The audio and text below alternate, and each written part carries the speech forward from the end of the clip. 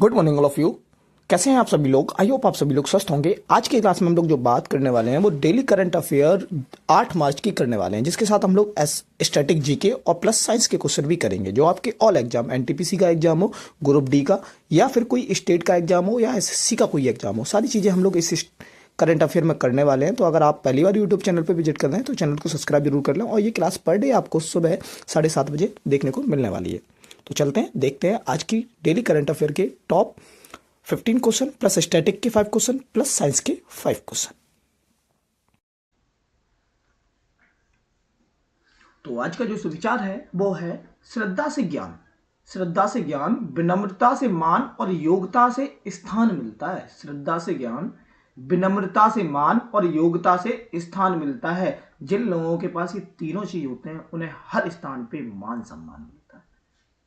सो बात करते हैं आज की करंट अफेयर, जिसमें हम लोग बात करने वाले हैं top 10 question, top 15 question plus 5 static. और आज एक चीज नई और ऐड की हुई है, 5 जो है टॉप 5 साइंस के क्वेश्चन भी इसमें रहने वाला है। क्वेश्चन नंबर 1 कह रहा है कि हाल ही में किस राज्य सरकार द्वारा परिवार केंद्रित नागरिक डेटाबेस की स्थापना का प्रस्ताव रखा गया है? Recently which state government propose to set up a family centric citizen database? Uttar Pradesh, Bihar, Arunachal Pradesh, Chhattisgarh. तो किस सरकार के द्वारा डेटाबेस की स्थापना का प्रस्ताव रखा गया है? तो ये अरुणाचल प्रदेश के द्वारा रखा गया है। ऑप्शन नंबर सी एकदम परफेक्ट आंसर हो जाएगा। नेक्स्ट क्वेश्चन कह रहा है निम्नलिखित में से किसके द्वारा महिला दिवस पर नारी शक्ति से विकसित भारत सम्मेलन का उद्घाटन किया जाएगा? Who among the following which inaugurate the Nari Shakti se Vikas Bharat conferred on women day? President Droupadi Murmu, prime minister Narendra Modi, defence minister Rajnath Singh, women and child minister Annapurna Devi. तो किसके द्वारा किया जाएगा? तो ये किया जाने वाला है महिला एवं बाल विकास मंत्री अन्नपूर्णा देवी के द्वारा, और नारी शक्ति पर विकसित भारत सम्मेलन का उद्घाटन किया जाएगा।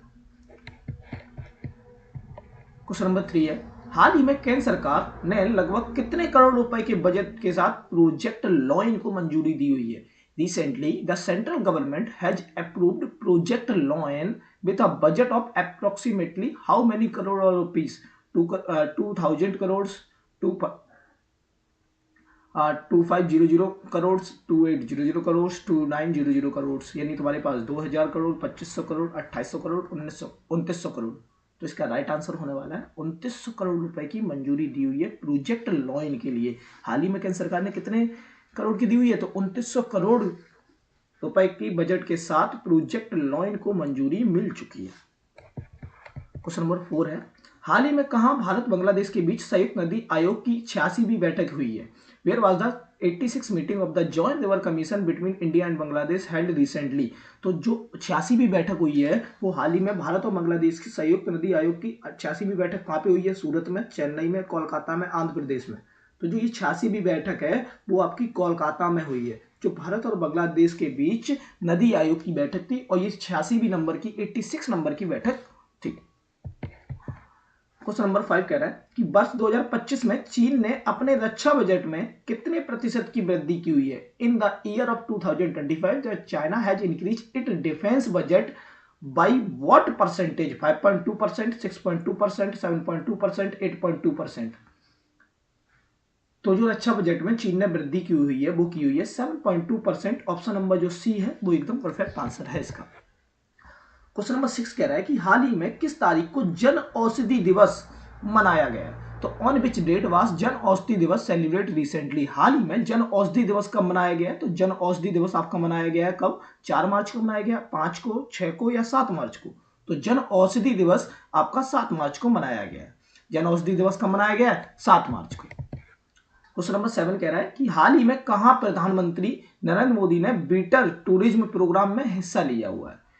Where did prime minister Narendra Modi participate in the winter tourism programme recently? Winter tourism programme में प्रधानमंत्री नरेंद्र मोदी ने कहां पे हिस्सा लिया हुआ है?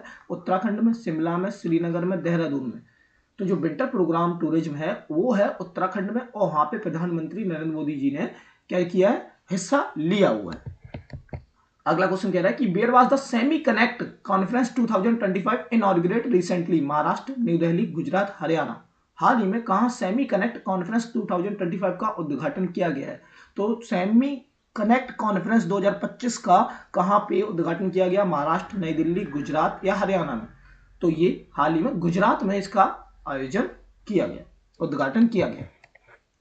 क्वेश्चन नंबर 9 है, हाल ही में किस राज्य के मुख्यमंत्री ने उन्नत साइबर सुरक्षा संचालन केंद्र का उद्घाटन किया हुआ है? केरल, कर्नाटक, नासिक या भोपाल? तो recently the chief minister of which state inaugurated the advance cyber security operation centre? Kerala, Karnataka, Nashik, Bhopal? तो साइबर सुरक्षा संचालन केंद्र का उद्घाटन किसने किया हुआ है? ये केरल में हुआ है, मुख्यमंत्री ने केरल में हुआ है। अगला क्वेश्चन कह रहा है, क्वेश्चन नंबर 10, हाल ही में किसने अंतर्राष्ट्रीय महिला दिवस 2025 के लिए इंश्योरिंग हीरोज अभियान शुरू किया हुआ है? गूगल पे, फोन पे, Paytm, UPI. Ensuring heroes campaign for international women day 2025, Google पे, फोन पे, पेटीएम, यूपीआई। किसने लॉन्च किया हुआ है? तो ये फोन पे ने लॉन्च किया हुआ है। किसने किया हुआ है? फोन पे ने। क्वेश्चन नंबर 11 कह रहा है, प्रतिवर्ष किस तारीख को अंतर्राष्ट्रीय महिला दिवस मनाया जाता है? On which date is the international women day celebrate every year? 7 March, 8, 9, 10? तो कब मनाया जाता है? 7, 8, 9, 10 में। तो ये 8 मार्च को प्रतिवर्ष अंतर्राष्ट्रीय महिला दिवस के रूप में मनाया जाता है। प्रतिवर्ष अंतर्राष्ट्रीय महिला दिवस कब मनाया जाता है? तो ये 8 मार्च के रूप में मनाया जाता है। अगला क्वेश्चन है, वर्ष 2024 में भारत एआई मिशन के लिए सरकार द्वारा कितने करोड़ रुपए आवंटित किए गए हैं? In the year of 2024 how many crore of rupees were allocated by the government for the Indian AI mission? कितने किए गए? 10,100 करोड़ रुपए, 10,200 करोड़, 10,300 करोड़, 10,500 करोड़ रुपए। तो जो एआई मिशन के लिए रुपए आवंटित किए गए हैं वो 10,300 करोड़ रुपए आवंटित किए गए हैं। ऑप्शन नंबर जो सी होगा वो एकदम करेक्ट आंसर इसका हो जाएगा। क्वेश्चन नंबर 13 कह रहा है कि क्रिसिल की एक रिपोर्ट के अनुसार वित्त वर्ष 2026 में भारत की वास्तविक जीडीपी वृद्धि कितनी हुई है? According to a report by CRISIL, what will be Indian real GDP growth in FY 2026?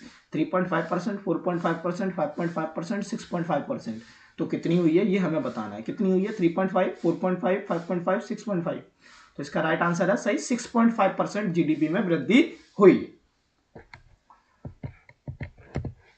Question number 14 कह रहा है कि who was recently awarded the honorary order of freedom of Barbados? यानी हाल ही में किसने मानद order of freedom of Barbados सम्मानित किया गया है? राष्ट्रपति द्रौपदी मुर्मू को, प्रधानमंत्री नरेंद्र मोदी को, विदेश मंत्री एस जयशंकर को, गृह मंत्री अमित शाह को?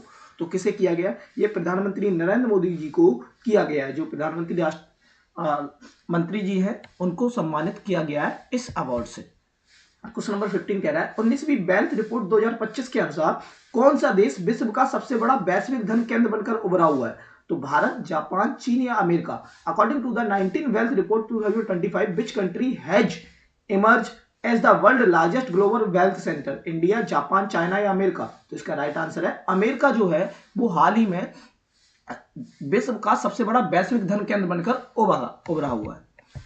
यहां से हम लोग बात करने वाले हैं स्टैटिक क्वेश्चन की, जो आपके टॉप 5 स्टैटिक क्वेश्चन रहने वाले हैं। तो पहला क्वेश्चन है, पहला मानव हृदय प्रत्यारोपण पर किस वर्ष हुआ था? In which year did the first human heart transplant take place?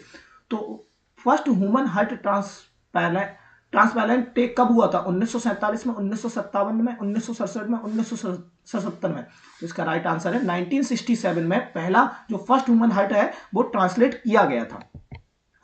Next question है, Which vitamin is obtained from sun ray? Vitamin A, vitamin C, vitamin K, vitamin D?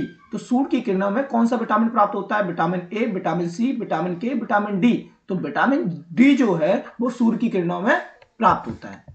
Question number 18 है, नील नदी दुनिया की सबसे लंबी नदी है, यह किस महाद्वीप में बहती है? The Nile river is the longest river in the world, in which continent does it flow? Europe, Africa, Asia, South America? Europe, Africa, Asia, दक्षिण अमेरिका? तो ये कहां पे है? तो इसका राइट आंसर है अफ्रीका। क्वेश्चन नंबर 19 कह रहा है, पश्चिम बंगाल का शोक कहलाने वाली नदी कौन सी है? ब्रह्मपुत्र, गंडक, दामोदर? इनमें से कोई नहीं। Which river is called the grief of West Bengal? शोक नदी के नाम से किसे जाना जाता है? शोक नदी के नाम से किसे जाना जाता है ये बोल रहा है। तो शोक नदी के नाम से दामोदर नदी को शोक नदी के नाम से जाना जाता है पश्चिम बंगाल में। पश्चिम बंगाल में दामोदर नदी को किस नाम से जाना जाता है? शोक नदी के नाम से। नेक्स्ट क्वेश्चन है, which of the following article is related to the directive principle of state policy? Article 3853, article 3752, article 3955, article 3651? तो इसका राइट आंसर है आर्टिकल 36 से 51 के बीच में जो रिलेटेड है directive principle of state policy है वो आपके रिलेट करते हैं। अब यहां से कुछ इंपोर्टेंट 5 पॉइंट है वो समझ लो आप। जैसे हम बात करते हैं some temperature on different scale, ये साइंस के क्वेश्चन है कुछ इंपोर्टेंट। जैसे जल का जमना यानी freezing point of water, freezing point of water कितना होता है डिग्री सेल्सियस में अगर हम बात करें तो 0 होता है, फॉरेनहाइट में बात करें तो 32 होता है, केल्विन में बात करें तो 273 होता है। जो जल का जमना है ना फ्रीजिंग पॉइंट ऑफ वाटर, वो 0 डिग्री पे क्या होता है, डिग्री सेल्सियस में तो 0 पे होता है, फारेनहाइट पे होता है 32 और केल्विन में होता है 273। वही अगर हम कमरे के तापमान की बात करें तो कमरे के तापमान जो होता है नॉर्मल रूम टेम्परेचर जो होता है वो डिग्री सेल्सियस में 27 डिग्री सेल्सियस होता है। डिग्री सेल्सियस में कितना होता है 27 डिग्री सेल्सियस। फारेनहाइट में होता है 80.6, फारेनहाइट में कितना होता है 80.6, केल्विन में होता है 300, केल्विन में कितना होता है 300। वहीं अगर हम लोग मानव शरीर के तापमान की बात करें नॉर्मल ह्यूमन बॉडी टेम्परेचर, तो नॉर्मल ह्यूमन बॉडी टेम्परेचर कितना होता है डिग्री सेल्सियस में होता है 37 डिग्री सेल्सियस, फॉरेनहाइट में होता है 98.6, फॉरेनहाइट में कितना होता है 98.6 और केल्विन में होता है 310, केल्विन में कितना होता है 310। जल का क्वथनांक बॉइलिंग पॉइंट ऑफ वाटर कब होता है डिग्री सेल्सियस में अगर देखें तो 100 होता है, फॉरेनहाइट में 212 होता है और केल्विन में 373 होता है। तो ये थे आज की क्लास। क्लास अगर जरा सा भी पसंद आई हो तो चैनल को सब्सक्राइब जरूर कर लें। मिलते हैं नेक्स्ट क्लास में, तब तक के लिए जय हिंद जय भारत।